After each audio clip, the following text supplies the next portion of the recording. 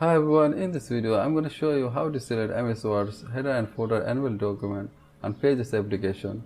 So let's get started. So on Mac I'm opening the same Word document in Pages.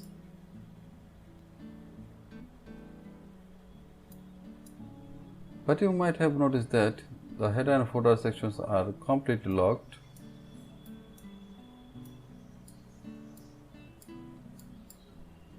And still there are no options for unlocking.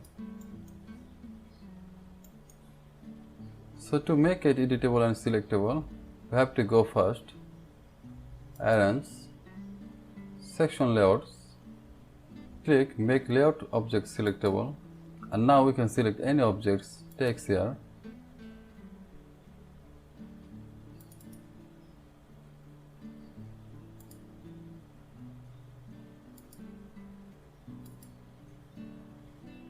Hope this video might be helpful for you. Thanks for watching.